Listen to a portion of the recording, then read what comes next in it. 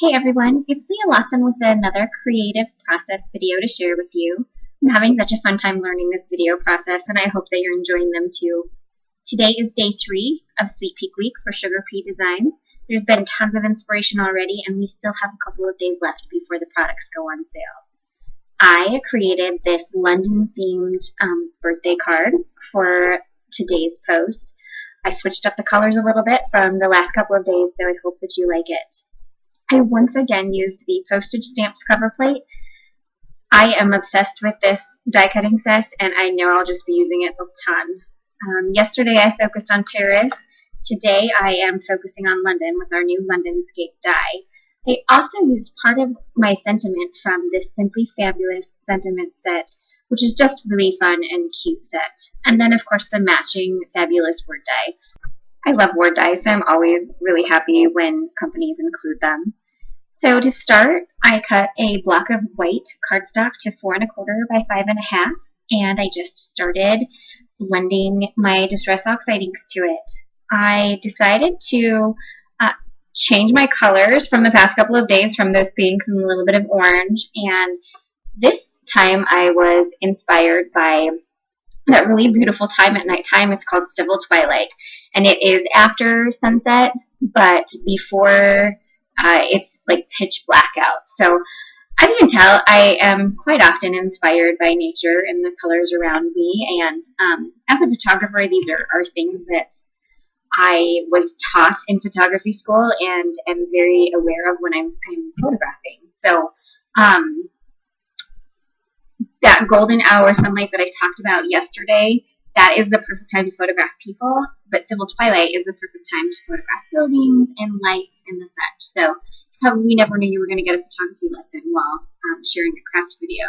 So I chose the colors Blueprint Sketch, Seedless Preserves, and Picked Raspberry to create this background.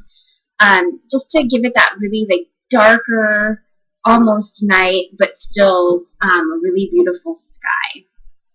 The sky at night is more than just really pretty colors. So I am using water and shimmery watercolor to emphasize that on my ink blended background.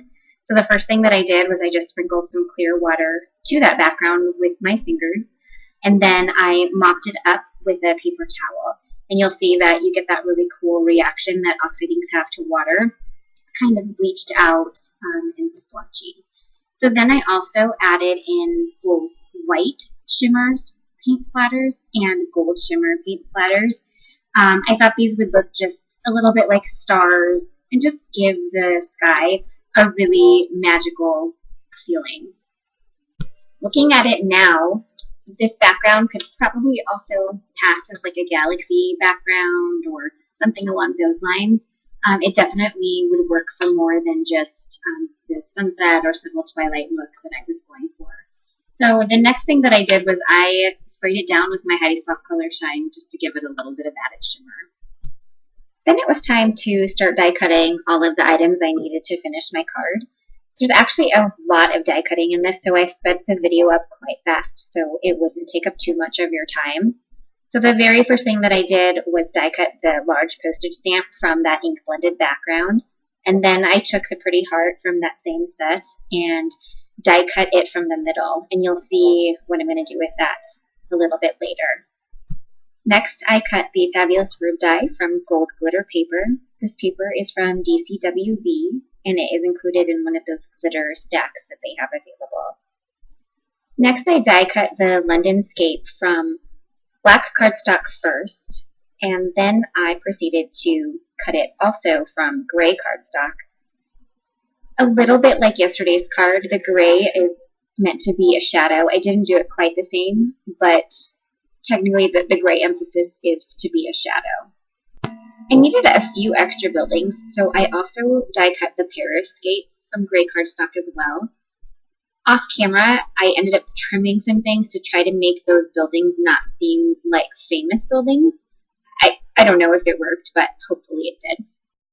No matter what, it gave me the extra buildings and it ended up looking great. So now I am working on the second part of the sentiment.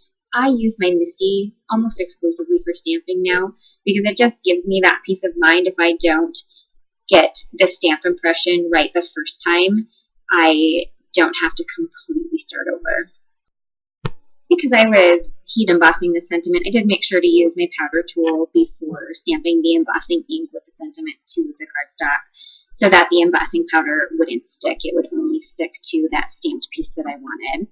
And then after that, I just heat set the sentiment, and off camera, I actually did trim the sentiment down and added little banner edges to each side. Now it's just time to start putting the card together. I created an A2 card from white cardstock and set it aside. Then I mounted that ink blended panel to just some white craft foam. Off camera, I die cut those hearts 4 times from white cardstock so that I could pop that other ink blended heart up off the background to give it some added dimension. It's a really subtle touch that I don't do very often, but I really love it, so I think I'm going to make sure that I do it more often. Next, I just mounted that to the card base, and then it was time to start working on the rest of it. Off camera, I die cut the fabulous word die 3 times from white cardstock, and then just adhered them together in order to give the sentiment a little bit of rigidity and structure. This word die does cut into 2 pieces, but it's still really easy to adhere to wherever you want it to go on your card. I'm just using a little bit of mixed media adhesive to glue it to the top of that popped up heart. This adhesive, it gives you some time to make sure that everything is straight, but once it dries, it is rock solid. That die cut's not going anywhere. So then I just added the little sentiment strip underneath it to finish off the sentiment. And then it was time to start putting the cityscapes here and there. That first one is the LondonScape that I just trimmed some pieces off in order to make it look a little bit less like Paris. I apologize, not London. And then I actually adhered the black LondonScape to the very top of the gray LondonScape to make it look a little bit like a shadow, kind of like yesterday's card, but I didn't pop it up off of the gray. I kept it together. So then I just adhered the whole thing to the card front and trimmed the excess. I did adhere it to the card front with foam dots, so that London layer is actually dimensional. And then I covered it in a little bit of Wink of Stella to give it some shimmer because I really liked how that looked on the Paris card yesterday. So the final step is to add my signature jewels tucked here and there. These are iridescent jewels in shades of pink and gold and that kind of purplish blue. And like I said, I just like to tuck them here and there. I think that these little jewels make such fun accents for cards. Well, yesterday was a Paris-themed birthday card. Today is a London-themed birthday card. I just love the sentiment, you don't look a day over fabulous. I think that everybody would love to hear that on their birthday. All of these new products will be available at 6 p.m. Eastern on Friday in the SugarPea Designs shop. Other than that, I hope you enjoyed my video. Please feel free to subscribe to my YouTube channel if you'd like to hang out with me and go on this journey as I continue to learn all about making videos and creative process. That is all I have. Thank you for watching my video, and I will be back later to share more. Have a good day.